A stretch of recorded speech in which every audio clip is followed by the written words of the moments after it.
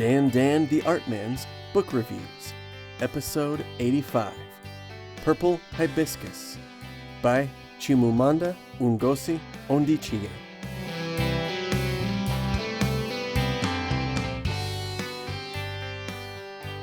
This was a very well-written book, and it does one of my favorite things very well. Much like the great American novel The Adventures of Huckleberry Finn, it captures the voice of a young main character extremely well. The prose is beautiful and yet simple, but in a wonderful way. It was very easy to read and engaging. You move through the story with such ease, so content to hear the events of the main character's life unfold as only she can tell it. This book also proves that anything done well can pull in all kinds of readers. I'm not sure who the target audience would be for this book, but I certainly am not it. However, I couldn't get enough of this book and really enjoyed it from start to finish. The protagonist is a teenage girl in Africa. In many ways, I cannot relate to her. Yet, of course, in so many ways, we can all relate to each other as humans. I guess what I'm trying to say is that this is not the kind of story I would ever choose to pick up, and yet I loved it. I am more interested in spaceship adventures and epic fantasy quests than the goings-on in the house of a teenager with an abusive dad and a corrupt government. Purple Hibiscus is quietly enthralling. The narrative just carries you along. It's great. I found myself thinking about it and wanting to read it when I wasn't. I found the differences in the ways other people in the main character's extended family practiced religion very interesting. They prayed differently, laughed and sang, and loved differently, yet they were observant Catholics.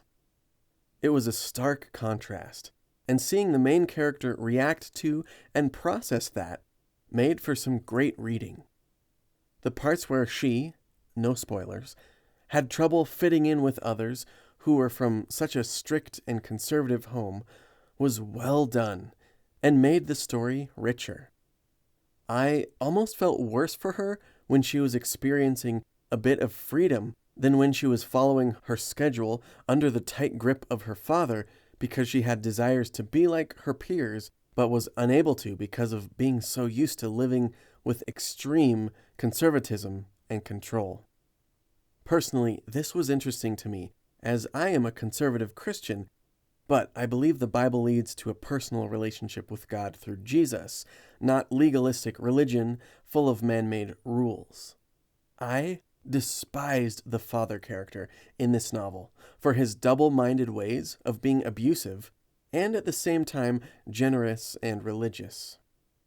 There is little action or scenes with a ton of excitement in them.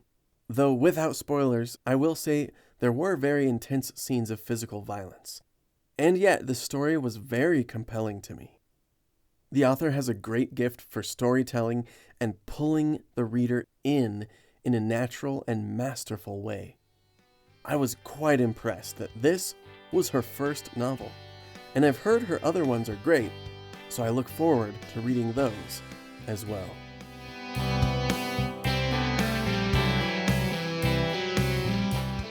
Alright, cool. So, the way that I heard about this book was that it was recommended to me by one of my best childhood friends. We grew up playing baseball together and being into some of the same kind of punk rock music. He really introduced me to all that stuff. And then in high school, I had no idea, honestly, that he was into reading or AP English classes, but he convinced me to get into the AP English class. And I loved that class. We had a really great teacher, and we read all kinds of classics that were good for the most part. And I really liked it. I really liked English class. And eventually I remember taking an AP English class, and then just my normal, 11th grade English also, because that's how much I like English. I've always loved reading and talking about books and writing and all that stuff. So Anyway, my good friend and I were texting, and we hadn't texted in years. And I was, I think, talking to him about some of the books that I had read, and he recommended Purple Hibiscus to me, and I'd never even heard of it. But he said it was good, and man, he was right. And I really like reading literary fiction. Most of that is the classics, but like there's another book that we read, I remember in that AP English class, by Barbara Kingsolver called The Poisonwood Bible. And the reason it was so good is because every chapter was like in first person from the point of view of a different person in the same family.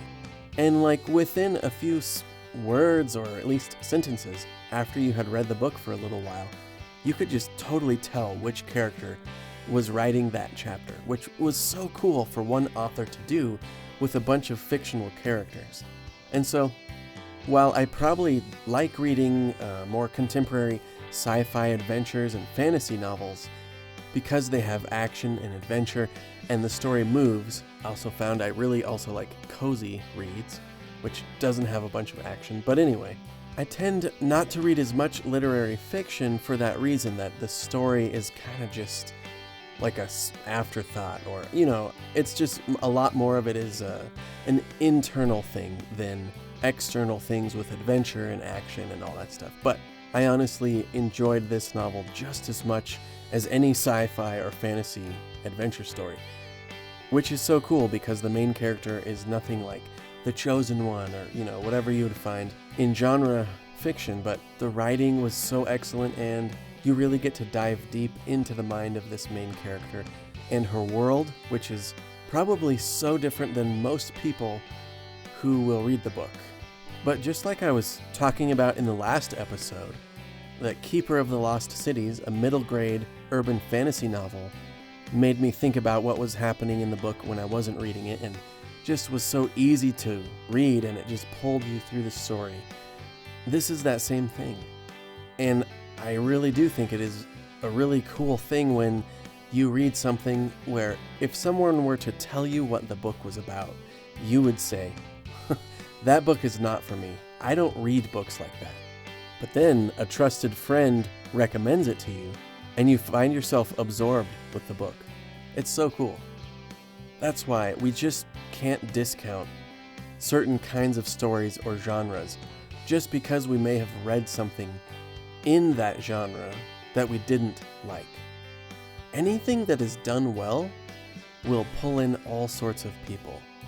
So, if you mostly read genre fiction, or nonfiction, or the classics, you should pick up this book, Purple Hibiscus.